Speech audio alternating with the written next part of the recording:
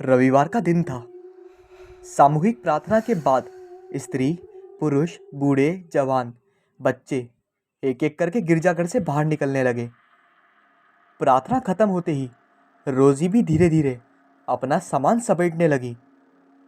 हर रविवार के दिन चर्च के बाहर मेज पर फूल, कैंडल और अगरबत्ती सजा देती। चर्च में आने जाने वाले उससे कुछ ना कुछ सामान जरूर खरीदते और वो उन पैसों को चर्च के अंदर रखी दान पेटी में डाल देती। तभी फादर जॉन रोजी के पास आए और प्यार से उसके सर पर हाथ फेरकर कहने लगे, रोजी बेटा, तुम भी अब अपने कमरे में जाकर विश्राम कर लो। तुम्हारे लिए फल और दूध कमरे में रखवा दिए हैं और इधर उधर भटकने की जरूरत नहीं है। अपना सामान समेटो और अंदर जाओ, मैं अनाथालय होकर आता हूँ। ये फादर की हर रोज की दिनचर्या थी। सुबह चर्च में प्रार्थना के बाद शहर जाकर अनाथालय में बच्चों को वो पढ़ाते थे और शाम तक लौटकर घर आते थे। फिर रात का खाना एक साथ खाकर वो अपनी कमरे में जाकर किताबें पढ़ने लगते थे। कभी कभी रोजी भी उनके पास आकर बैठ जाती थी और वो उसे किताबों से दूर देशों के बारे में बताते। यस फादर, जैसा आप कहें, कहते हुए टेबल से कैंडल, अगरबत्ती और फूल उठाने लगी। रोजी एक अनाथ लड़की थी। रोजी 4 साल की थी जब उसके माता पिता का रोड एक्सीडेंट में देहांत हो गया था। वह गरीब थी, इसलिए सभी रिश्तेदारों ने उसकी जिम्मेदारी उठाने में अपनी असमर्थता दिखाई। जिस मकान में वो अपने पेरेंट्स के साथ रहती थी, रोजी के पिता का चर्च से बहुत जुड़ाव था और वो फादर जॉन के मित्र भी थे। रोजी को पालने की जिम्मेदारी उन्होंने अपने ऊपर ले ली। चर्च की ही एक ऊपरी मंजिल में एक कमरा उसे रहने के लिए दे दिया। कमरे में जाने के लिए चर्च के पिछले हिस्से में सीढ़ियाँ बनाई थी। चर्च एक पहाड़ी के ऊपर बनी हुई थी और उसके पीछे ढलान थी, जिस पर बनी पगडंडी का इस्तेमाल लोग आने जाने के रास्ते के लिए करते थे। पर धीरे धीरे लोगों ने उसका इस्तेमाल करना बंद कर दिया और वो ढलान एक दिन घने जंगल में तब्दील हो गई। ऊंचे ऊंचे पेड़ पौधों के अलावा अब वो जंगली जानवर का भी घर बन गया था।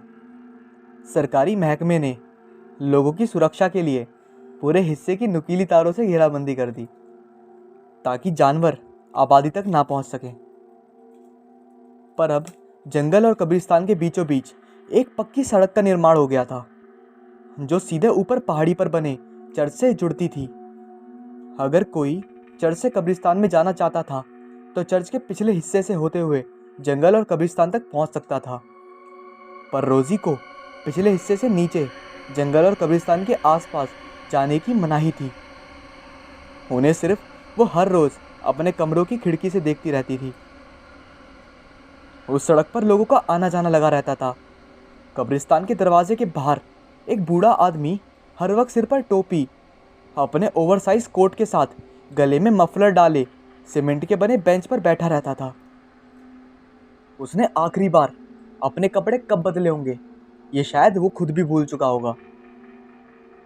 रोजी अपना काम खत्म कर चुकी थी कि उसी समय वो औरत उसे फिर से दिखाई दी।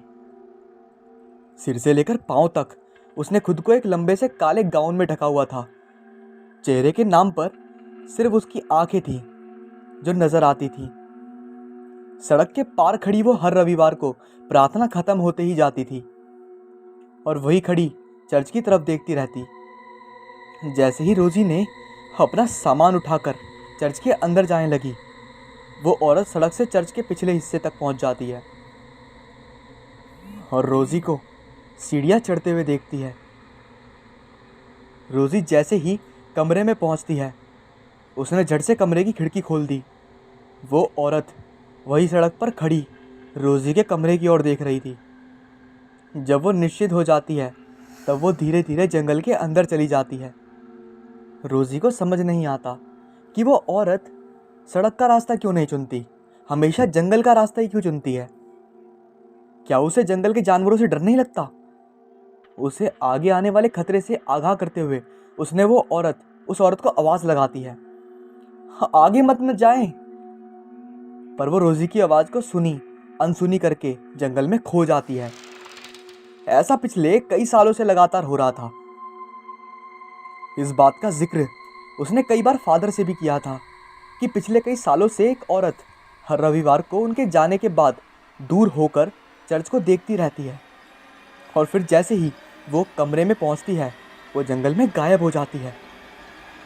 फादर ने उसका वहम समझकर उसकी बात को टाल देते। वो जब तुम्हें कोई नुकसान नहीं पहुंचा रही है तो तुम ज़्यादा मत सोचो। एक दिन रोजी की बात रखने के लिए वो एक बार चर्च से निकलते ही छुप गए। उन्हें चर्च के पास कोई औरत नजर नहीं आई। रोजी का वहम समझकर उन्होंने बात को आगे नहीं बढ़ाया, पर रोजी ने मन ही मन उसने ठान लिया था कि वह उस औरत के राज का पर्दाफाश करेगी। अब वो बच्ची नहीं रही थी, कोई उसे बहला फुसलाकर चुप करवा सके। वो 12 साल की हो चुकी थी। अपना भला बुरा वो समझने लगी थी। अपनी बात को सही साबित करने के लिए उसने मन ही मन पक्का इरादा कर लिया था। उसके पूरे 6 दिन बेचैनी से बीते। रविवार के दिन सुबह तेज बारिश हो रही थी और आंधी चल रही थी। पेड़ों की शाखाएं टूट टूट कर गिर रही थी। मौसम का ऐसा भयानक रूप उसने पहले कभी नहीं देखा था। आज का तूफान किसी अनहोनी की तरफ इशारा कर रहा था। फादर ने सुबह ही रोजी को कह दिया था, आज बाहर मेज पर सामान रखने की ज़रूरत नहीं है। इस आंधी तूफान में वहाँ बैठना अक्लमंदी नहीं होगी। तुम अपने कमरे में ही रहना। फादर, मैं सामान को टोकरी में रखकर छाता लेकर बैठ जाऊंगी। चर्च में प्रार्थना करने वालों को किसी तरह की मुश्किल नहीं होनी चाहिए। हाँ, आप चिंता ना करें, मैं संभाल लूंगी। प्रार्थना का समय होने वाला था। उसने सारा सामान एक टोकरी में रखा और छाता लेकर चर्च के बाहर एक स्टूल पर बैठ गई। अंदर चर्च में पूरे 2 घंटे तक चर्च का कार्यक्रम चलता रहा। जैसे ही सामूहिक प्रार्थना हुई, एक एक करके सभी लोगों के साथ फादर भी चर्च से बाहर आने लगे। पूरा चर्च खाली हो चुका था। रोजी की निगाहें सड़क से हटी नहीं रही थी, पर अचानक से वो औरत खड़ी हुई दिखाई देने लगी। रोजी हैरान हो रही थी क्योंकि आज उसकी आंखें सड़क से एक पल के लिए भी नहीं हटी। एक पल वहाँ कोई नहीं था और दूसरे पल ये कहाँ से आ गई। रोजी ने आज अपने मन की सुनना चाहती थी। उसका मन कह रहा था कि अभी के अभी उससे जाकर पूछ लूं आखिर वो है कौन और क्यों उसका पीछा करती रहती है। रोजी ही जैसे ही सड़क पार करके उस औरत के पास पहुंचकर उससे पूछने लगी, कौन हो तुम और क्यों मेरा पीछा करती रहती हो? वहां जंगल में क्यों जाती हो? क्या तुम्हें वहां जानवरों से डर नहीं लगता? एक के बाद एक उसने प्रश्नों की झाड़ी लगा दी, पर उसने किसी प्रश्न का जवाब नहीं दिया। तुम अंदर जाओ, कहते हुए उसकी आवाज़ गूंजने लगी। आवाज़ इतनी ज़्यादा तेज़ थी कि रोजी को अपने दोनों कानों में हाथ रखने पड़े। नहीं, मैं आज अंदर नहीं जाऊंगी। पहले तुम मेरी बात का जवाब दो। अंदर जाओ, कहते ही आसमान में बिजली चमकी और एक पेड़ की शाखा पर जाकर टकरा गई। पेड़ धू धू करके जलने लगा। सब कुछ इतना अचानक से हुआ। रोजी ये सब देखकर घबरा गई और सड़क पार करके चर्च के अंदर भागते हुए पहुंच गई।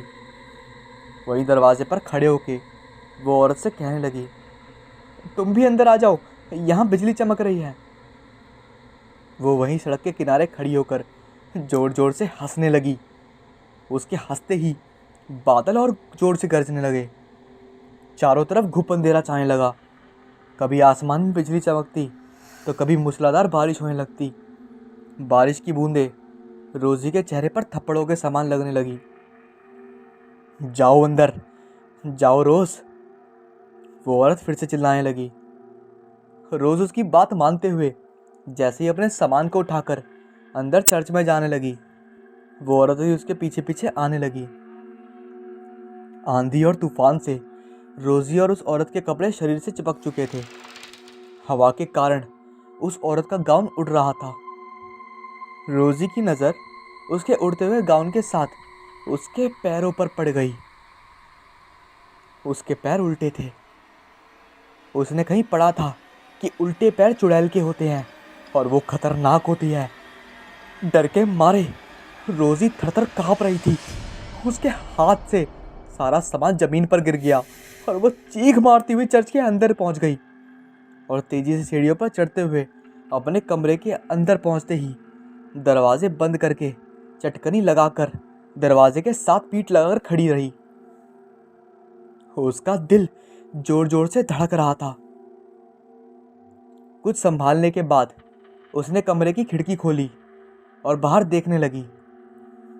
वो औरत अभी भी बाहर जंगल के पास खड़ी होकर उसके कमरे की तरफ देख रही थी। रोजी को कमरे में देखते ही वो जंगल में गायब हो गई। रोजी भी धीरे धीरे सीढ़ियां उतरकर चर्च के पिछले हिस्से में बनी सड़क के किनारे जाकर रुक गई। सामने जंगल था जो उसके लिए अनजान था, पर हिम्मत करके उसने अंदर जाने के लिए कंटीली तार को अपने हाथ से ऊपर उठाया और वो जंगल के अंदर पहुंच गई। उसके कपड़ों से पानी टप टप कर रहा था। दिन का समय था, पर आंधी तूफान के कारण दिन में अंधेरा हो गया था। इधर उधर देखते हुए वो सावधानी से कदम बढ़ाते हुए जंगल में चलती जा रही थी, पर वो औरत उसे कहीं दिखाई नहीं दी। जंगल में रास्ता भटकने के डर से रोजी वापस मुड़कर जाने लगी। तभी उसके ऊपर किसी जानवर ने हमला कर दिया। उसके पैरों के पंजों को उसने अपने कंधों पर महसूस किया। माँ कहते ही वो बेहोश होकर जमीन पर गिर गई। जब उसे होश आया तो वो खुद को कब्रिस्तान में पाया। वो एक कब्र के पास लेटी हुई थी। एक बार तो उसे लगा शायद वो भी मर चुकी है। हिम्मत जुटाकर अपने आसपास देखने लगी। जिस कब्र के पास वो लेटी हुई थी, उठकर उस पत्र पर लिखे नामों को पढ़ने लगी। ओह नो, ये कैसे हो सकता है? ये तो मेरी मम्मी पापा और भाई के नाम है। मुझे यहाँ कौन लाया? जंगल की घटना याद आते ही अपने कंधों को छूकर देखने लगी। जानवर के पंजों का घाव अभी ताज़ा था। उसका हाथ खून से भर गया। तभी कब्रिस्तान का चौकीदार, जिसे वो हमेशा खिड़की से देखा करती थी, उसके पास आकर खड़ा हो गया। उठो, घर जाओ, शाम होने को है। मुझे यहाँ जंगल में कौन बचा कर लाया है? तुम अभी भी नहीं समझी कौन तुम्हारी रक्षा कर रहा था? उठो, मैं तुम्हें बाहर तक छोड़ के आता हूँ। धीरे धीरे कदमों से चलते हुए रोजी चर्च पहुँच गई और वहाँ हॉल में बैठकर अपने परिवार के लिए प्रार्थना करने लगी। मैं जान चुकी हूँ माँ, वो तुम हो जो हर समय मेरे आसपास रहती हो। मैं तुम्हें पहचान नहीं सकी। मरने के बाद तुम मेरे लिए भटक रही हो। हे मदर, मेरी माँ की आत्मा को शांति मिले। तुम तो सभी बच्चों की माँ हो। अपनी इस बच्ची की दुआ कबूल करो माँ। तभी पीछे से फादर उसके सिर पर हाथ रखते हैं। तुम्हारी दुआ ज़रूर कबूल होगी रोज़ी। उस दिन के बाद रोज़ी को अपनी माँ कभी दिखाई नहीं दी। अब हर रविवार के दिन रोज़ी उनकी कब्रों पर फूल और अगरबत्ती जलाने ज़रूर जाती थी। चारपाई पर लेटी पत्नी को कंधे से हिलाते हुए पंडित जी। पंडिताइन, सुनती हो जरा? क्या है, आधी रात को चैन से सोने भी नहीं देते। सो जाओ तुम भी चैन से। अरे भाग्यवान, सुनो तो सही, मुझे जरा बाहर जाना है। क्यों, क्या हो गया? क्या फिर से कोई नौता आया है? गुस्से में नींद से अपनी चारपाई पर उठकर बैठती हुई पंडिताइन बोली। अरे भगवान, अभी तो सुबह सुबह के नौते से तौबा तौबा कर रहा हूँ। ये पेट बहुत उछल कूद मचा रहा है। जरा हल्का होकर आता हूँ। अब आधी रात के वक्त जंगल जाओगे पंडित जी? लालटेन तो लेते जाना। लालटेन का क्या करना है, बिना बात के तेल फूकना। कहते हुए कमरे का दरवाज़ा खोलकर आंगन में आ गए पंडित जी। अच्छा सुनो, कुएं से पानी निकालकर बाल्टी और लोटा भरकर वहाँ पर रख देना, और साथ ही एक सूखी धोती और गमछा भी निकाल कर रख देना। इतनी ठंड में स्नान करोगे पंडित जी? कहीं निमोनिया हो गया तो लेने के देने पड़ जाएंगे। अरे कुछ नहीं होगा, नहाए घर के अंदर कदम नहीं रखूंगा, कहकर पंडित दीनानाथ जी हाथ में पीतल का लोटा पकड़े हल्का होने के लिए जंगल की तरफ निकल पड़े। अंधेरी रात में हाथ को हाथ सुझाई नहीं दे रहा था। ऊपर से वृक्षों पर बैठे रात्रि चर के आलाप सुनकर उन्हें भारी ठंड में पसीने छूटने लगे। तो मुंह से राम रक्षा करो, राम रक्षा करो, राम रक्षा करो, भूत पिचास निकट नहीं आवे, महावीर जब नाम सुनावे। हनुमान चालीसा पढ़ते हुए जंगल तक पहुंच गए और एक पेड़ के पास जाकर बैठ जाते हैं। जैसे ही शौच किया, निवृत्त होकर उठकर घर की ओर चलने लगे। अंधेरे में पत्थर से पैर टकरा जाता है और आधे मुंह गिरते ही हाय राम कहकर वहीं बैठकर अपने पैर को हाथ से दबाने लगे। पैर को दबाते हुए उन्हें महसूस हुआ कि अंगूठे से खून बह रहा है। पंडिताइन का कहा मानकर लालटेन ले आता तो क्या हो जाता। जैसे तैसे हिम्मत जुटाकर पंडित जी उठने की कोशिश करने लगे। तभी पीछे से किसी औरत की पायल की आवाज सुनाई दी। पंडित जी मैं मदद करूं? पंडिताइन की आवाज सुनकर पंडित जी हैरान हो गए और हैरानी के साथ गुस्से में, पंडिताइन तुम यहाँ इस वक्त, वो भी अंधेरे में क्या कर रही हो? पंडित जी तुमने इतनी देर जो लगा दी जंगल में, मन बहुत घबरा रहा था, देखा वही हुआ जिसका मुझे डर था। ज़्यादा चोट तो नहीं आई आपको? नहीं नहीं मैं ठीक हूँ। तुम्हें आधी रात को इस तरह जंगल में नहीं आना चाहिए था। जानती हो रात को जंगल कितना खतरनाक हो जाता है। तुम ये सब बातें छोड़ो, अब सीधे सीधे मेरे घर चलो। अच्छा पंडिताइन एक बात बताओ, तुम्हें कैसे पता चला कि मैं यहाँ पर हूँ? और तुमने ये पायल कब से पहनना शुरू कर दिया? ये कहते हुए पंडित जी ने घूमकर पीछे देखा, पर वहाँ कोई नहीं था। पंडिताइन कहाँ हो तुम? क्या पंडित जी इधर उधर देख रहे हो? देखो तुम्हारे सामने ही तो खड़ी हूँ। ये कहकर वो जोर जोर से हंसने लगी। पंडिताइन तुम चेहरे पर घूंघट क्यों खींच रही हो? सच बताओ कौन हो तुम? ये कहते हुए पंडित जी की जुबान लड़खड़ाने लगी। वो वहां से जल्द निकलना चाहते थे, पर उन्हें ऐसा महसूस हो रहा था कि जैसे किसी ने उनके पैरों में बेड़ियां डाल दी हो। कभी दाएं तो कभी बाएं घूमते हुए घूंघट की ओट में पंडित जी के चक्कर लगाती और एकाएक झुककर उनके पैर से निकलते हुए खून को अपने माथे पर लगा लिया। ये क्या कर रही हो तुम खून माथे पर क्यों लगा रही हो? पंडित जी हो, इतना भी नहीं जानते स्त्रियां पति के खून को माथे पर क्यों लगाती हैं? नहीं नहीं तुम ऐसा नहीं कर सकती हो, कहते हुए पंडित जी पीछे खिसकने लगे। जमीन से एक पत्थर उठाकर उस औरत की तरफ फेंका। कितने भोले हो पंडित जी, ये पत्थर मेरा कुछ नहीं बिगाड़ सकते। जैसे तैसे उठकर पंडित जी भागने की कोशिश करने लगे, पर हर बार उनके सामने वो आकर खड़े हो जाती। हे प्रभु, किस दुविधा में डाल दिया। ये कौन भूत पिशाच है जो मेरे पीछे हाथ धोकर पड़ गई। हे हनुमान जी रक्षा करो। तुम लाख कोशिश कर लो, अब तुम मुझसे पीछा नहीं छुड़ा सकते हो। मैंने तुम्हें अपना पति चुन लिया है। ये कहकर वो हंसने लगी। उसकी हंसी की आवाज़ चारों दिशाओं में आती हुई प्रतीत हो रही थी। लंबे लंबे पग भरते हुए पंडित जी अपने घर की ओर चलने लगे। पायल के घुंघरों की आवाज़ उनका पीछा नहीं छोड़ रही थी।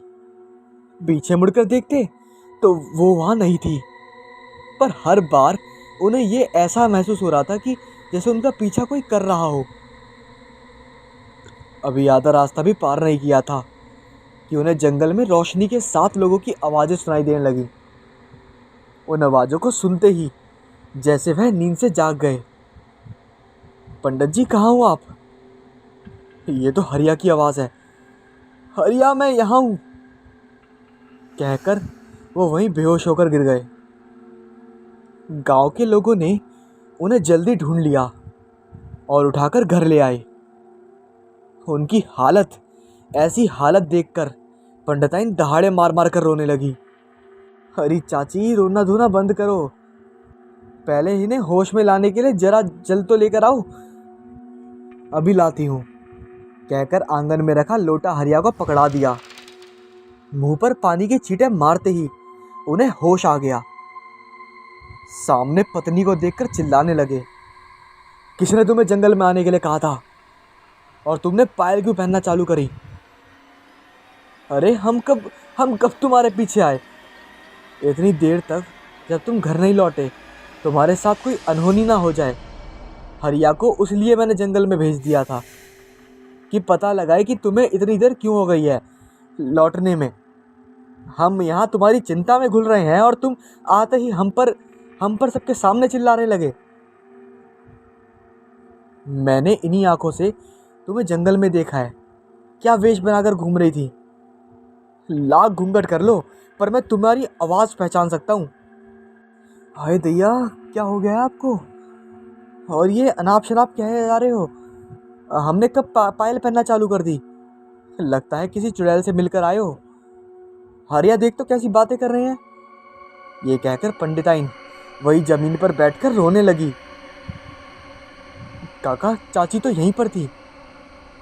चाची, इन्हें भीतर लेकर जाओ और सुला दो, शायद कोई सदमा लगा है, सुबह देखते हैं क्या करना है। नहीं, मैं घर के भीतर नहीं जाऊंगा, यहीं चारपाई पर सो जाऊंगा। हाँ, और तुम लोग भी अपने अपने घर जाओ। बाहर इतनी सर्दी में कैसे पंडित जी? कहाँ मानो हमारा, अंदर जाकर सो जाओ। चुप हो जाओ पंडिताइन, वरना मुझसे बुरा कोई नहीं होगा। हाय राम, ये जंगल में जाकर तुम्हें क्या हो गया है? गए तो थे अच्छे भले और अब अचानक से तुम्हारे तो मिजाज ही बदल गए। खुद को कोसती हुई पंडिताइन कमरे के अंदर चली गई। पंडित वहीं चारपाई पर बैठा रहा। जब सारे लोग वहां से चले गए तब चुपचाप उठे और जाकर पानी से भरी बाल्टी ऊपर उड़ेल ली। पूरी रात पंडिताइन ने रो रो कर गुजार दी। पाँव फटते ही उठाकर बाहर आई तो देखती है पंडित जी उसकी साड़ी पहने सो रहे हैं। पंडिताइन उनके पास जाकर उन्हें उठाती है। पंडित जी उठो, ये क्या कर रहे हो? मेरे कपड़े क्यों पहन रखे हैं? क्या है पोफटती हुई, शुरू हो गई तेरी बकबक?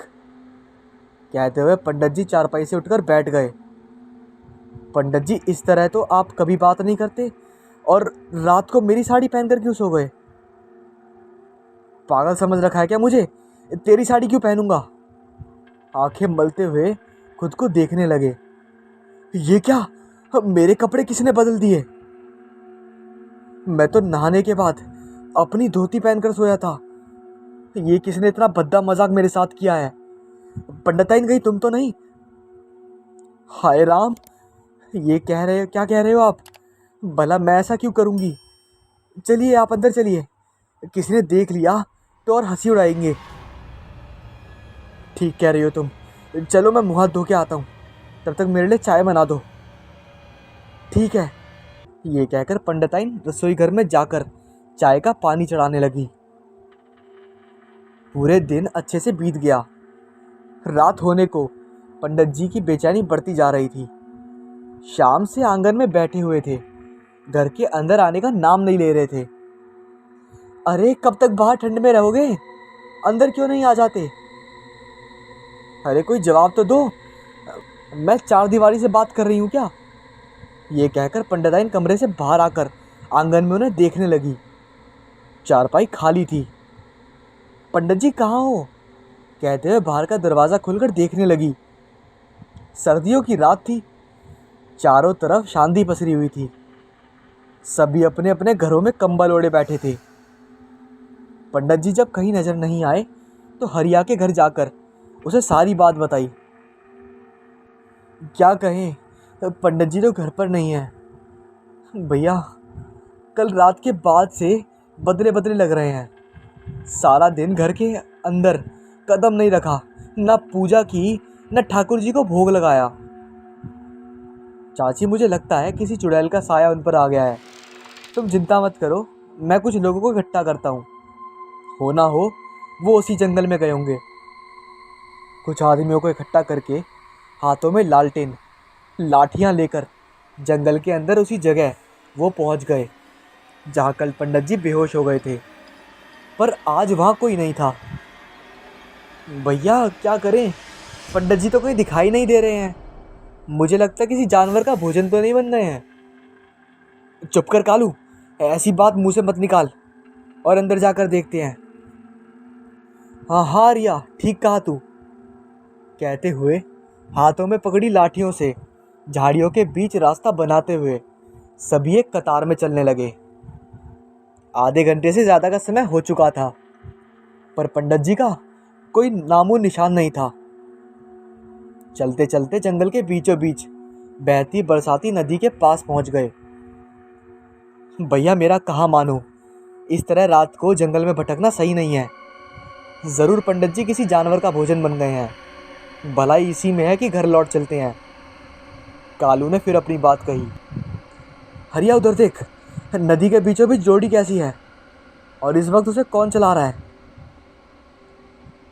कालू ध्यान से देख, डोरी चली नहीं रही, एक ही जगह पर खड़ी हुई है।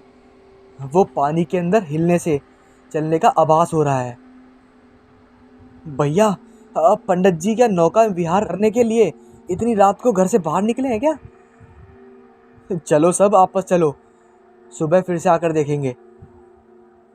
एक मिनट कालू भैया, तुम्हारी ये जल्दबाजी सही नहीं है। जब इतनी दूर आ गए हैं तनिक निकट जाओ, देखने में कोई हर्ज नहीं है। भैया जिसे जाना है जाए, हम चल चल कर थक गए हैं। तुम देखाओ, हम यहीं बैठे हैं। ठीक है, कौन कौन हमारे साथ चलन को तैयार है? भैया मैं चलता हूँ। ठीक है, मैं कृष्ण जाकर देखते हैं, अगर कुछ खतरा महसूस हुआ तो हम सीटी बजा देंगे, तुम मदद के लिए आ जाना। ठीक है भैया, ये कहकर कालू और उसका साथी सुमेर वही ज़मीन पर बैठ गया। हरिया और कृष्ण का इंतज़ार करने लगे। भैया ज़रा बीड़ी तो सुलाग दो, बैठे बैठे समय नहीं बीत रहा है। अपनी पगड़ी से बीड़ी निकालकर सुमेरू को पकड़ा दी। भैया जलाने के लिए माचिस भी तो दो। हाँ हाँ दे रहे हैं, ये लो माचिस।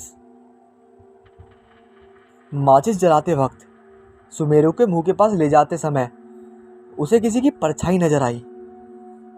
कौन है वहाँ? क्या भैया, क्या चिल्ला रहे हो? किसी जानवर ने आवाज़ सुनकर दौड़ दौड़ लगा दी होगी। नहीं भैया, हम किसी को देखे हैं। देखो हमारे हाथ कैसे बर्फ़ से ठंडे हो रहे हैं। भैया इतनी सर्दी में हाथ पैर ठंडे नहीं होंगे तो क्या गर्म होंगे? कहते हुए सुमेरू ज़मीन से उठकर चल दिया। क्या हुआ भैया, हमें यूँ अकेला छोड़कर कहाँ चल दिए? कहीं नहीं भैया, ज़रा लघु शंका लगी है, आ रहे हैं। ठीक है, पर जल्दी आना। हाँ हाँ, इधर पेड़ के पीछे ही हैं। अभी सुमेरू लघु शंका से निवृत्त हो ही रहा था कि उन्हें एक सीटी की आवाज़ सुनाई दी। भैया जल्दी करो, सीटी की आवाज़ आ रही है। अपने कपड़े को ठीक करते हुए सुमेरू जल्दी से आ गया और दोनों ने नदी की तरह सरपट दौड़ लगा दी। हरिया देड़ी के बीचों बीच खड़ा था। कालू, पंडित जी यहाँ पर बेहोश हैं, तुम वहीं रुको, मैं डोरी को किनारे तक लाता हूँ। डोरी के किनारे पर लगते ही कालू और सुमेरू डोरी के ऊपर आ गए। पंडित जी बेहोशी की हालत में वहाँ उन्हें मिले। आज से पहले तो ये नदी में ये डोरी मैंने कभी देखी नहीं। हो ना हो उसका कोई रचाया खेल है। किसका खेल भैया, ज़रा हमें भी खुलकर बताओ। अरे वही जो कल जंगल में पंडित जी को मिली थी, कौनो भूत प्रेत लगती है। हाँ भैया सही कह रहे हो। कालू ज़रा हाथ तो लगा, इन्हें लेकर जाना भी आसान नहीं है भैया। मैं अपनी पीठ पर लेता हूँ, फिर बारी बारी से इन्हें उठाकर घर पहुँचाते हैं। अकेले मेरे बस का नहीं है। हरिया उन्हें पीठ पर उठाकर चलने लगा। चलो भैया घर चलें, चाची भी राह देख रही होंगी। चारों बारी बारी से पंडित को अपनी पीठ पर लादकर गांव के भीतर चले गए। चाची के साथ अड़ोस पड़ोस की दूसरी औरतें भी खड़ी थी। दूर से उन्होंने हरिया, कालू, कृष्ण और सुमेरु को आते देख लिया, पर पीठ पर लदे पंडित जी उन्हें नजर नहीं आए। उन्हें खाली हाथ लौटते देख पंडिताइन जमीन पर बैठकर जोर जोर से रोने लगी। उनकी रोने की आवाज़ उनके चारों के कानों तक पहुंच गई। कालू भागता हुआ चाची के पास आया और कहने लगा, पंडित जी मिल गए हैं, रोना बंद करो। सच कह रहे हो बेटा? इतने में तीनों भी वहां पहुंच गए और घर के आंगन में बिछी चारपाई पर पंडित जी को लिटा दिया। पंडिताइन पानी का लोटा लेकर आई और उनके चेहरे पर जल छिड़कने लगी। राम राम करते हुए पंडित जी खड़े हुए। अपने चारों तरफ गांव के लोगों को देखकर वो हैरान हो गए और हैरान होते हुए उन्होंने कहा, क्या बात है भाई, अब ये मजमा क्यों लगा हुआ है और सोते हुए कौन किसको ऊपर ऊपर पानी डालता है? उनकी बात सुनते ही सब हैरान होकर उन्हें देखने लगे। चाचा, एक बात तो बताओ, आज नदी किनारे क्या करने गए थे? पागल हो गया क्या छोरे? शाम से तो मैं यहाँ सो रहा हूँ, नदी किनारे मेरा भूत गया है क्या? निकलो यहाँ से, जब देखो मुंह उठाकर चले आते हो। और तुम भी अंदर चलो, ये क्या लगा रखा है तुमने? ये कहते हुए वो चारपाई से उठकर अंदर कमरे में जाने लगे, पर उनके कदम वहीं के वहीं रुक गए। क्या हुआ, अंदर क्यों नहीं जाओगे या यूं ही रास्ता रोके खड़े रहोगे? पंडिताइन उनको एक तरफ करके खुद कमरे में चली गई। पंडिताइन, मुझे लगता है कि मैं आज भी यहाँ बाहर सो जाऊंगा। इतनी सर्दी में क्या हो गया है तुम्हें? मती तो नहीं मारी गई तुम्हारी? पंडिताइन कमरे से निकलकर उनके पास आकर उनका हाथ पकड़कर उन्हें उठाने की कोशिश करने लगी। अरे बाबा, तुम्हें तो ताप लग रहा है, कहते हुए माथे पर हाथ रखा। पंडित जी, आग की तरह माथा जल रहा था उनका, उन्हें निमोनिया हो गया है। आपको मेरा कहना मानना होगा पंडित जी, भीतर आकर आराम कर लें, मैं तब तक आपके लिए गर्म दूध लेकर आती हूँ। सुना नहीं तुमने मैंने क्या कहा? कहते हुए उनकी आवाज़ कर्कश हो गई जाती है और वो कहते हैं, फिर कुएं में धकेल दूं? उनकी ऐसी आवाज़ सुनते ही पंडिताइन समझ गई कि किसी भूत प्रेत का साया है। अपनी भलाई समझते हुए चुपचाप वो कमरे के अंदर जाकर लेट गई। नींद आंखों से कोसों दूर थी, क्या करे उसे समझ नहीं आ रहा था।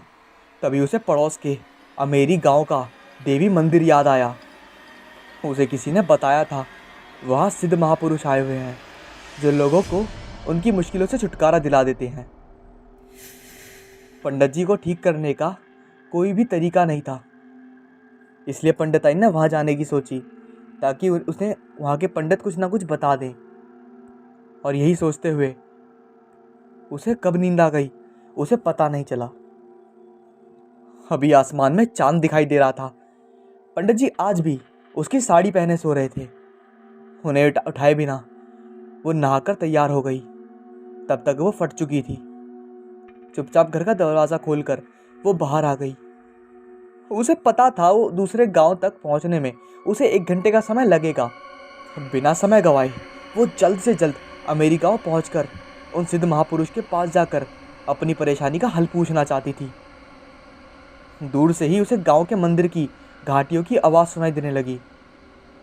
अपने कदमों में तेजी लाते हुए वो मंदिर के द्वार तक पहुंच गई। वहां पहुंचकर उसने सिद्ध महापुरुष के स्थान के बारे में पूछा। एक औरत उसे उनकी कुटिया तक ले गई। वहां पहले से ही लोगों की भीड़ लगी हुई थी। उनकी आंखें बंद थी, मुंह पर तेज था। आ गई बेटी, मैं तेरी ही राह देख रहा था।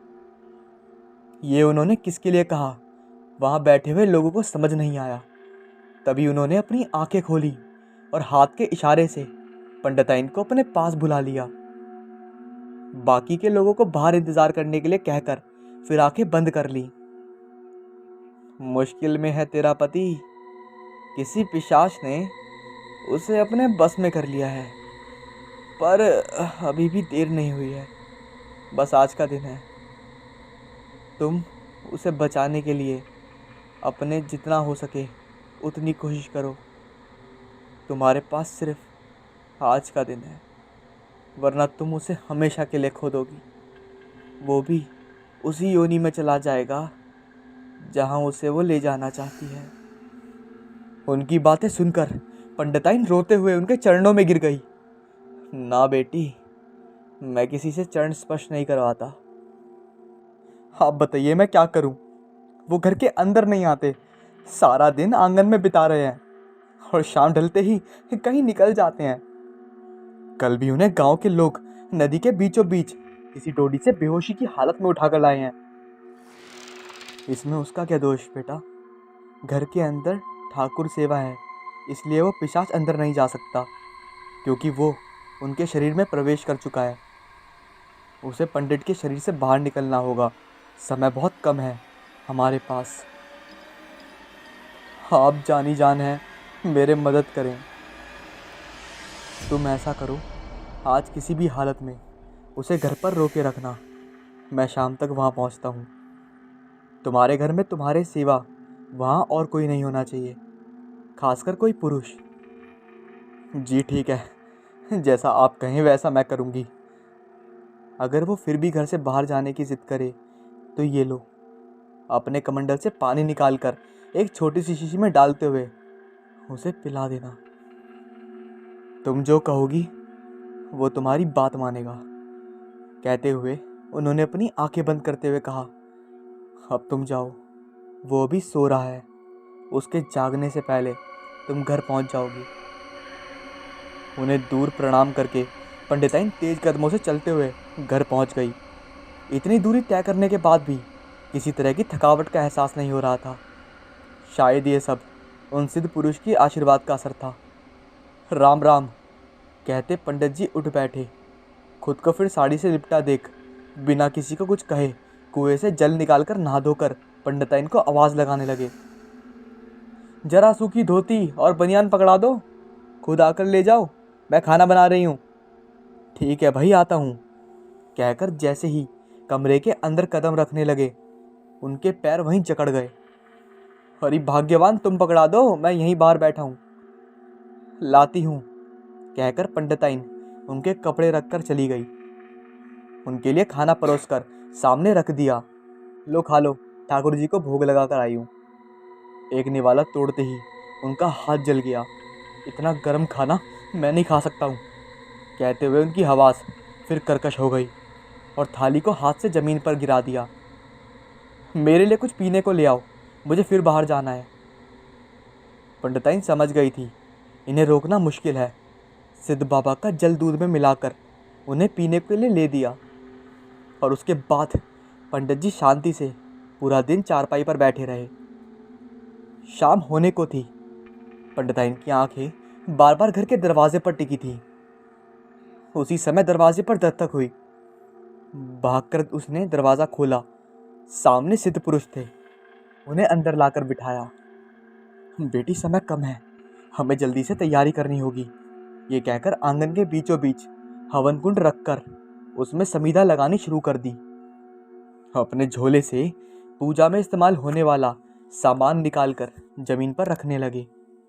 देवदारू, हींग, सरसों, जौ, नीम की पत्ती, कुटकी, कटेली, चना व मोर के पंख और गाय का घी तथा लोहबीन में मिलाकर करके मिट्टी के पात्र में रख दिए। पंडित को अपने सामने जमीन पर बैठाकर पूजा शुरू कर दी। मंत्रोच्चार शुरू होते ही पंडित का शरीर ऐंठने लगा। मुंह से भयंकर आवाज़ें निकलने लगी। हवन कुंड में अग्नि प्रज्वलित करते उसके अंदर से धुआं निकलना शुरू हो गया। पंडित जी के ऊपर से मोरपंख फेरते हुए बोले, कौन है तू और पंडित के शरीर में क्या कर रही है? कहते हुए अग्निकुंड में मंत्रोच्चार करते हुए सफ़ेद तिल डालते ही चारों तरफ धुआं ही धुआं हो गया। धुएं से घबराकर पंडित आंखें बंद करने लगा। खोल आंखें, मेरी आंखों में आंखें डालकर देख, कौन है तू? मैं मंदिरा हूँ, जंगल में बरगद के पेड़ पर रहती थी। एक रात मैंने पंडित को वहाँ देखा और अब मैंने उसे अपना पति मान लिया। छोड़ दे उसे, वरना आज तुझे यहीं यहीं भस्म कर दूंगा। उसे पति क्यों बनाया? मुझे जंगल में धोखे से लाकर मार डाला था। वो कहता था मैं शादी करूंगा। उसने मुझे धोखा दिया। बरगद के पेड़ से लपकाकर मुझे मार दिया। छोड़ती है या भस्म कर दूं इस अग्नि में, ये कहते हुए अपने थैले से कुछ निकालकर मंत्र फूंक कर अग्नि में डाल दिए। तुम्हें मेरी बात माननी होगी, मुझे इस योनि से छुटकारा दिलवाना होगा। ठीक है, पर मैं जैसा कहूँगा माननी पड़ेगी मेरी बात। हाँ मानूंगी। तो अभी इसी समय पंडित के शरीर से बाहर निकलकर इस हवन कुंड की अग्नि में समा जा।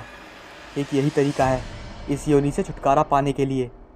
मैं मंत्र पढ़ना शुरू करता हूँ। उसी समय पंडित के शरीर से धुएं का बादल बाहर निकला। उस पर पवित्र जल छिड़ककर उसे शांत किया और धीरे धीरे वो धुएं का बादल अग्नि में प्रवेश कर गया। पंडित के ऊपर पवित्र जल का छींटे मारकर उसे होश में लाया गया। खुद को इस अवस्था में देखकर वो हैरान हो रहा था। चलता हूँ बेटी, ये कहकर वो चले गए। पंडिताइन, कौन थे वो जो हमारे घर पर आए थे? कुछ नहीं पंडित जी, बस आज हवन करवाने का मन था सो करवा लिया। चलो अंदर चलकर ठाकुर जी को विश्राम करवा दो।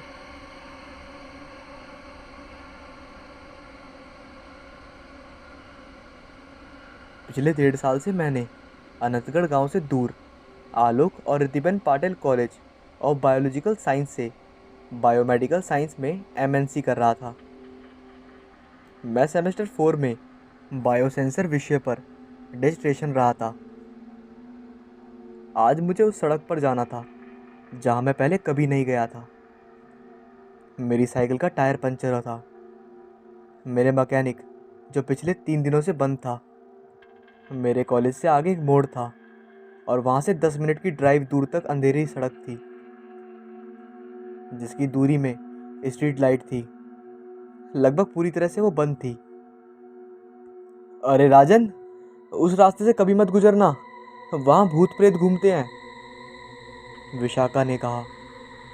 मैं हंसा, मुस्कुराया और कहा, विशाखा, अगर मुझे भूत मिल गया ना तो मैं उसे न्यूरोसेल के बारे में सिखाने लग जाऊंगा।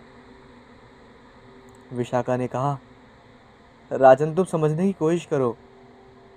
मैंने कहा, नहीं विशाखा, मैं ऐसी बातों पे विश्वास नहीं करता। विशाखा मेरी सहेली कम बहन थी। वो अनंतगढ़ गांव की रहने वाली थी। वो मुझे अपना भाई मानती थी और मेरे साथ अपनी सारी बातें शेयर करती थी। मैं उस अंधेरी सड़क पर चल रहा था। लगातार अंधेरे में मुझे कुछ साफ दिखाई नहीं दे रहा था, लेकिन मैं साइकिल चला रहा था। हमारे डिपार्टमेंट के हेड और मेरे डेस्टिनेशन के गाइड डॉक्टर अनिल जाला की ये बात मुझे याद आई जो उन्होंने मुझसे कही थी, राजन उस रास्ते पे मत जाना, क्योंकि वहाँ किंग कोबरा की कई प्रजातियाँ रहती हैं। कई लोग सांप के काटने से मारे जा चुके हैं। ये सोचकर मैं जा रहा था। सड़क पूरी हो गई और एक परिसर के कोने पर आखिरी दुकान में एक बल्ब लगा था। वह एक गैरेज था। मैं वहाँ गया। वहाँ एक 55 साल का एक आदमी था जिसने मुझे उचित मूल्य पर साइकिल में पंचर कर दिया। मैं साइकिल चला रहा था। अंधेरे में 1-2 स्ट्रीट लाइट जल रही थी। मैंने रोशनी में एक परछाई देखी। परछाई के पीछे एक 50 साल का आदमी था। वो 5.5 फीट का रहा होगा मेरे ख्याल से। अंधेरा होने के कारण मुझे कुछ दिखाई नहीं दे रहा था, लेकिन हाँ, वो मेरे रास्ते में खड़ा था। मैंने अपनी साइकिल को ब्रेक दिया। अरे अंकल हट जाओ, रास्ता भूल गए हो क्या बच्चे? नहीं चाचा, पंचर की मरम्मत के लिए आया हूँ मैं यहाँ पर। उसने बोला, ठीक है, मुझे लगा कि आप रास्ता भटक गए हो, क्योंकि इस सड़क पर कोई आता जाता नहीं है। चाचा एक सवाल पूछूं? हाँ पूछो। इस सड़क पर कोई क्यों नहीं आता? इस सड़क के लिए हमेशा अफवाहें क्यों फैलाई जाती हैं? चाचा ने कहा, कौन जानता है कि वह कौन है? मैं इतना जानता हूँ कि इस क्षेत्र में तस्करी होती है। जानवरों के नाखून और त्वचा की तस्करी होती है, इसलिए यहाँ ऐसी अफवाहें फैलाई जाती हैं। मुझे और कुछ नहीं पता। इतना कहकर वो इंसान वहाँ से चला गया। मैं भी आगे बढ़ गया। कैसे हैं सब? इतनी छोटी सी बात से डरते थे। असल चीज़ है तस्करी। इस जगह को सिर्फ इसीलिए बदनाम किया जा रहा है ताकि यहाँ पर अवैध गतिविधियाँ हो सकें। मेरे दिमाग में ऐसे विचार चल रहे थे। मुझे गर्व था कि मैं पहला व्यक्ति था जो बिना किसी नुकसान के हॉस्टल पे आ गया था। अब मेरे मन में जेम्स बॉन्ड बनने और इन तस्करों को पकड़ने का विचार आया। इस तरह दिन का अंत हुआ। अगले दिन कॉलेज में ब्रेक टाइम पर हमारा ग्रुप कॉलेज के बगल में लालो मारवाड़ी की स्नैक शॉप वहाँ पर बैठा था, जिसे हम कैंटीन भी कहते हैं। मैं, इमरान, भावेश, विशाखा, नीलेश तावड़े, भूमि, आरती के सामने मैं घमंडपूर्वक अपनी गाथाएं गा रहा था कि मैंने कैसे वो रास्ता पार किया, कैसे मैंने वो भूतिया रास्ता पार किया जिसे जिसे हर कोई भूतिया भूतिया कहता है। अंत में मैं अपने नाश्ते का बिल भरने के लिए लाला भाई के पास गया। लाला भाई की उम्र 32 से 35 साल की रही होगी और मेरे वो दोस्त की तरह थे। उनके साथ मेरे बहुत अच्छे संबंध थे।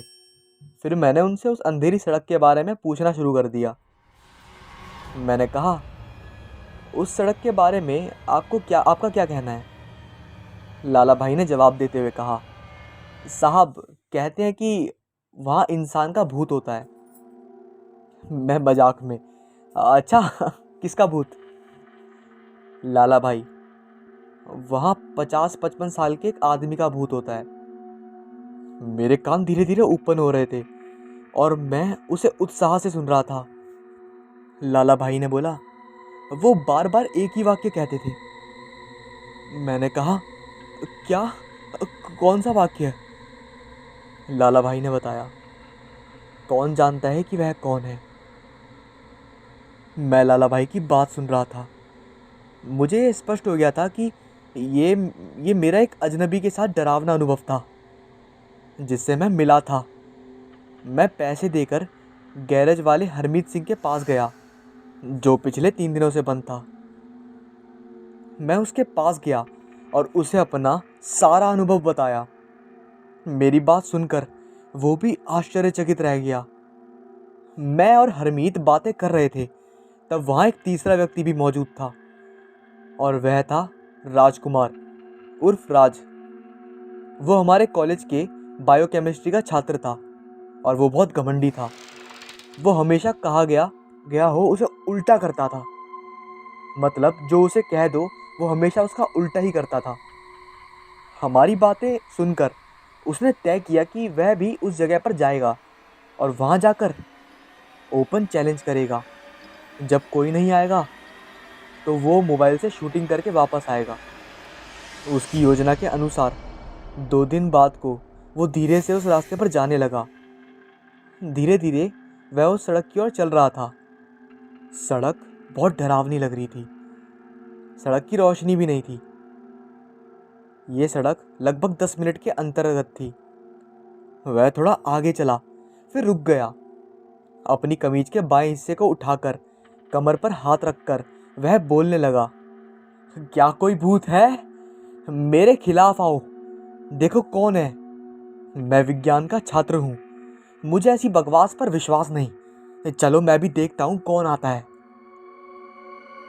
राज ने सोचा कि कोई आदमी होगा और उसकी खुली चुनौती उसके खिलाफ आएगी, लेकिन ऐसा नहीं हुआ। कोई नहीं आया। जब तक कोई नहीं आया तो उसने अपने मोबाइल में नाइट मोड में शूटिंग कर दी और कुछ शूटिंग की। अब ये सवाल था कि उसके मोबाइल में नेटवर्क नहीं था, इसलिए वह इंटरनेट का उपयोग नहीं कर सकता था। इसलिए उसे अपने मोबाइल में सड़क नहीं दिख रही थी। अब वह भ्रमित हो गया क्योंकि ये बहुत अंधेरा था। अब राज को पसीना आ रहा था और वह ये तय नहीं कर पा रहा था कि वह कहाँ से आया है। बार बार वह अपना मोबाइल फिर से चालू कर रहा था, लेकिन नेटवर्क नहीं आ रहे थे, जो एक तकनीकी खराबी थी। उसका मुंह भी अब सूख चुका था। उसे ये भी नहीं पता था कि आगे जाना है या पीछे। उसका दिमाग अब गलत सोचने लगा था। भूत की अफवाह अब सच हो रही थी। सड़क के किनारे पेड़ उसे डरावने लग रहे थे। पेड़ों की शाखाएं और टहनियाँ किसी के लंबे बाल और आसमान का काला अंधेरा ऐसा लग रहा था जैसे उसने कुछ काले कपड़े पहने हों और आसमान के टिमटिमाते तारे लग रहे हों। किसी की आंखें उसे देख रही हों। निराश होकर राज जमीन पर बैठ गया। अब उसके पास सुबह आने का इंतजार करने के अलावा और कोई चारा नहीं था। और सवाल था कि सुबह आएगी या नहीं। राज घमंडी था पर बड़ा वीर था। उसने हिम्मत जुटाई और उठकर सड़क पर चल दिया। थोड़ा चलते ही उसे कुछ दिखा। आगे एक स्ट्रीट लाइट थी जहां उसे एक साया दिखा। उस साये के 5.5 फुट पीछे एक आदमी था। वो 50 से 55 साल का लग रहा था और गंभीरता थी उसके मुंह पर। रास्ता भटक गए हो नौजवान?" राज ने कहा। हाँ हाँ," उसने कहा। कोई बात नहीं, मैं तुम्हें रास्ता दिखाता हूँ, मेरे साथ आओ।" राज ने थोड़ी हिम्मत जुटाई, अजनबी का पीछा करने लगा। 5 मिनट बाद ही राज को अपने इलाके की स्ट्रीट लाइटें दिखी जो कि उससे थोड़ी सी दूर थी। वो देखकर उसकी जान में जान आई। राज ने हिम्मत जुटाई और उससे पूछ लिया, "तुम कौन हो? क्या तुम यहाँ रहते हो इस क्षेत्र में? या फिर वैसे मेरे को तुमसे काफ़ी सारे सवाल करने थे।" उन्होंने बोला, "देखो बेटा, मैंने इस क्षेत्र के बारे में भी किसी को बताया नहीं है और ना मैं किसी को ज़्यादा बताता, लेकिन मैं फिर भी तुमसे कहूँगा कि मुझे नहीं पता कि क्या सच है। मैं 44 साल का हूँ। डॉक्टर ने मुझे पक्षाघात के प्रभाव के कारण चलने के लिए कहा है, इसलिए मैं यहाँ चल रहा हूँ। रात को यहाँ जानवरों की तस्करी होती है, इसलिए यहाँ ऐसी अफवाहें फैलाई जाती हैं ताकि कोई यहाँ आ ना सके। अच्छा, अब तुम यहाँ से जाओ, अगर तुम्हें कोई देख लेगा तो मुसीबत में पड़ जाओगे।" राज कहता है, "बहुत बहुत धन्यवाद, लेकिन हाँ, अपना नाम तो बताइए।" कौन जानता है कि वह कौन है। इतना कहकर वो आदमी गायब हो गया। राज ये देखकर चौंक गया और धीरे धीरे थोड़ा आगे बढ़ने लगा। अब राज एक अनजाने रास्ते से वापस आया। वह चारों ओर देख रहा था। यह सीमेंट के एक छोटे से ढेर की तरह लग रहा था। वह याद करने की कोशिश कर रहा था कि उसके पूरे परिसर में ये जगह कहाँ से आई थी। ऐसा करने के बजाय वह सकुशल अपने कमरे में पहुंच गया।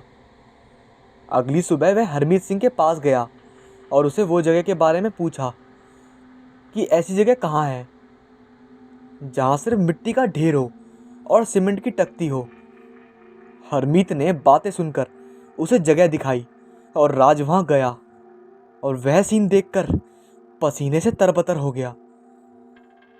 कई साल पुराना लग रहा था। वो एक कब्रिस्तान था जो पीछे के रास्ते से बंद था। उसका पैर एक अखबार के पेज पर पड़ा जो 25 साल पुराना था, जिसमें लिखा था कि एक 54 वर्षीय तस्कर की हत्या, जिसे पिछले कुछ दिनों में लकवा था, 30 साल से तस्करी कर रहा था, लेकिन उसने लकवा के कारण तस्करी बंद कर दी थी। राज की आंखें बाहर आ गईं। वह उस आदमी का वाकया याद कर रहा था। कौन जानता है कि वह कौन है। ये कहानी है अमरपुर की। हर साल की तरह इस बार भी इस गांव में बड़ा मेला लगा था। अगले दिन बाद मेले की शुरुआत होने वाली थी।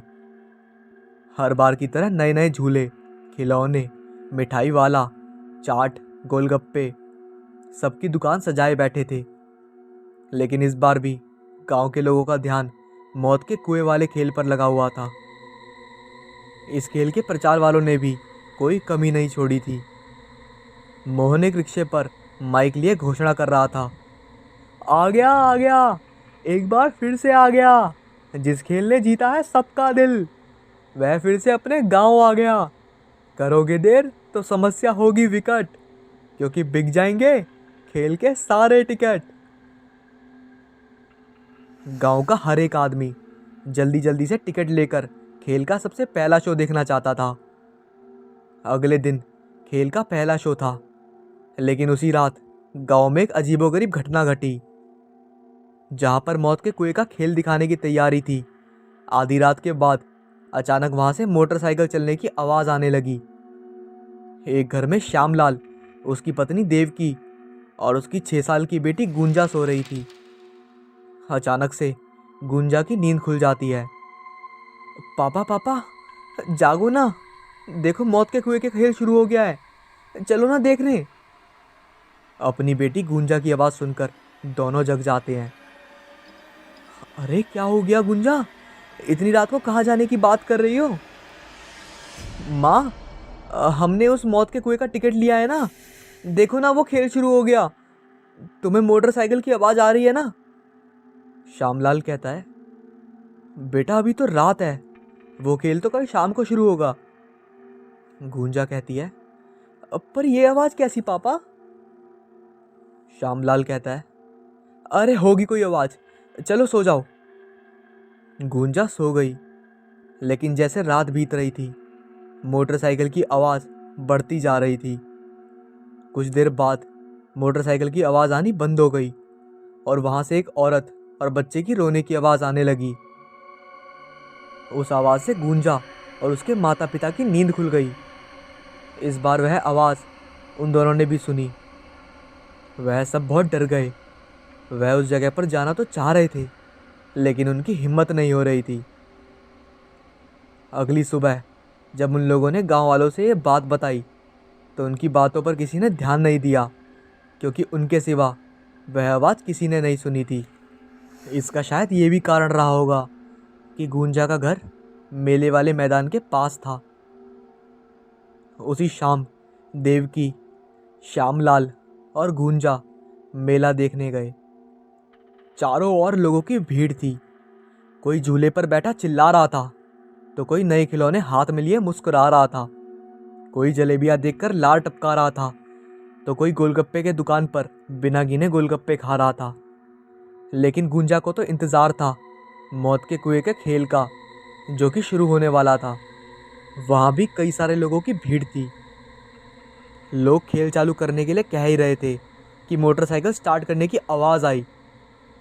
मोटरसाइकिल का चालक एक्सीलेटर पर से एक्सीलेटर बढ़ाए जा रहा था। बाइक की आवाज़ पूरे मेले में गूंज रही थी। दर्शक बाइक की आवाज़ से रोमांचित हो रहे थे। कई लोग तो सीटियाँ भी बजाने लगे थे। लेकिन इस बीच लोगों ने देखा कि मौत के कुएं में एक छोटी सी बच्ची बैठी रो रही है। लोगों ने आवाज़ लगाई, अरे ये किसकी बच्ची है? कोई उस बच्ची को निकालता, उसके पहले ही लोगों ने देखा कुएं के अंदर अचानक एक औरत भी आ गई। उसका चेहरा बड़ा डरावना लग रहा था। वह बच्ची उसके गोद में जाकर बैठ गई। लोगों ने देखा कि जब वो रो रहे हैं तो उनकी आंखों से आंसू नहीं, बल्कि खून निकल रहा है। कुछ ही देर में वो दोनों उड़ते हुए बाहर आ गए। जिसने भी ये देखा, वह बस एक ही आवाज में चिल्लाया, भूत भूत, सभी लोग बाहर निकलो, भूत। मौत के कुएं के मालिक तक ये बात उसके कर्मचारियों द्वारा पहुंची। उसे बहुत गुस्सा आया और बोला, ये क्या बकवास है? और तुम लोगों ने भूत भूत क्या लगा रखा है? पूरे मेले में चहल पहल है और यहाँ भूत की रट लगा रखी है। लगता है तुम लोगों का काम करने का मन नहीं है, बस मुफ्त के पैसे चाहिए। चलो अगले शो की तैयारी करो। लेकिन अगला शो भी बिल्कुल खाली रहा, क्योंकि यह अफवाह फैल गई थी कि मौत के कुएं में भूत है। अब तो मालिक का गुस्सा 7वें आसमान पर पहुंच गया और सारा गुस्सा अपने स्टाफ पर उतार दिया। उसी रात जब मालिक गहरी नींद में था, तभी उसे तेज तेज बाइक चलाने की आवाज़ आई। उस आवाज़ से उसकी नींद खुल गई। वो गुस्से में बड़बड़ाता हुआ गया। वहाँ पहुँचते ही वह जो देखा, उसे अपने आंखों पर विश्वास नहीं हुआ। उसने देखा कि मौत के कुएं में एक आदमी लगातार बाइक चलाए जा रहा है। वह आदमी अपना सर नीचे कर रखा है। मालिक ने उसे बुलाया, लेकिन मोटरसाइकिल के चालक ने कोई जवाब नहीं दिया। दूसरी ओर यह आवाज़ आसपास के गांव में पूरी तरह सुनाई दे रही थी। सभी को आश्चर्य हो रहा था कि आखिर इतनी रात को यह आवाज़ कहाँ से आ रही है। सभी को डर भी लग रहा था। फिर भी कुछ लोगों ने हिम्मत की और गांव के सरपंच जी के साथ वो मेले में जा पहुँचे। गुंजा भी श्यामलाल के साथ वहाँ पहुँची। वहाँ उन लोगों ने भी वही अदृश्य शक्ति देखी जो मौत के कुएं का मालिक देख रहा था। वह आदमी अब भी लगातार बाइक चलाए जा रहा था। तभी फिर से वही औरत और बच्ची अचानक से वहाँ आ गई। सभी गांव वाले उस औरत और बच्ची को गौर से देख रहे थे। तभी जो आदमी बाइक चला रहा था, उसके सिर से खून बहने लगा। उसके खून से मौत के कुएं की पूरी दीवार लाल हो गई। कुछ देर बाद वो औरत और बच्ची उसी तरह रोने लगे। अब तो सारे गांव वालों की हालत खराब हो गई। किसी को कुछ समझ नहीं आ रहा था कि आखिर ये लोग हैं कौन। तभी मौत के कुएं का मालिक फिर से चिल्लाता हुआ कहता है, अरे सुन नहीं रहे हो? तुम कौन हो? तुम लोगों को क्यों डरा रहे हो? क्यों तुम मेरे खेल को बदनाम कर रहे हो? मालिक की बात सुनकर बाइक चलाने वाला अपना सिर ऊपर करता है। उसे देखकर मालिक की आवाज़ लड़खड़ाने लगती है। तुम तुम तुम कहाँ से आ गए विक्रम? तुम तो। सरपंच कहता है, अरे कौन है ये? तुम इसे जानते हो क्या? तब बाइक चलाने वाला अपना बाइक रोकता है और कहता है कि क्यों मालिक, आप बताओगे या मैं बताऊं इन्हें? मैं क्या बताऊं, मुझे कुछ नहीं पता। तब विक्रम ने बताना शुरू किया, गांव वालों, ये एक दुष्ट आदमी है। इसके सीने में दिल नहीं है। ये जानवर है, जानवर। मेरा नाम विक्रम है। मैं पिछले साल तक इसके साथ काम करता था। आप तो जानते हैं कि मौत के कुएं में गाड़ी चलाना हर दिन मौत से गले लगाना जैसा काम है। मैं हर रोज़ अपने परिवार और इसके लिए जान की बाजी लगाकर मोटरसाइकिल चलाता था। पर उस दिन शायद मेरा दिन खराब था। किसी दूसरे गांव में मेला लगा था। मैं अपना खेल दिखा रहा था कि अचानक मोटरसाइकिल का एक्सीडेंट हो गया और मेरा सिर कुएं की दीवार से जो टकराया, लगातार खून बहता रहा और मैं बेहोश हो गया और फिर मेरी मौत हो गई। विक्रम की मौत के बाद उसकी पत्नी और उसकी छोटी सी बेटी के सामने जीवन चलना बहुत कठिन हो गया। वो एक दिन मालिक के पास गए और कुछ पैसे मांगे, पर उसने कोई मदद नहीं की और वहाँ से भगा दिया। वे दोनों परेशान होकर बाहर चले गए। विक्रम की पत्नी ने किसी और जगह काम करने की कोशिश की, लेकिन कहीं काम नहीं मिला। भूखे प्यासे सड़क पर भटकते कई दिन बीत गए और फिर भूख से उन दोनों की मौत हो गई। गांव वालों, आप लोग ही बताइए, मेरा और मेरे परिवार का क्या दोष था जिसकी हमें सजा मिली? अरे हम तो कलाकार हैं, इसी से हमारी रोजी रोटी चलती है। लेकिन कल को कोई हादसा हो जाता है तो मालिक हमें मरने को छोड़ देता है। हम पूरा जीवन आपके खुशी के लिए, आपके मनोरंजन के लिए काम करते हैं और बदले में हमें क्या मिलता है? विक्रम की बात सुनकर गांव वालों ने उस मालिक को मारने के लिए घेर लिया। मालिक कहता है, अरे अरे अरे मुझे छोड़ दो, मुझसे गलती हो गई।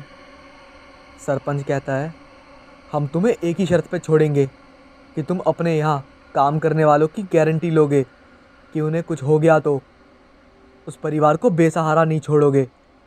अरे आजकल तो बीमा होता है, क्यों नहीं सबका बीमा करवा देते? सरपंच की बात मालिक मान गया। उसने सभी काम करने वालों का बीमा करवाया। विक्रम जीते जी अपने और अपने परिवार के लिए कुछ नहीं कर पाया, लेकिन मरने के बाद अपने साथियों का भविष्य सुरक्षित कर दिया।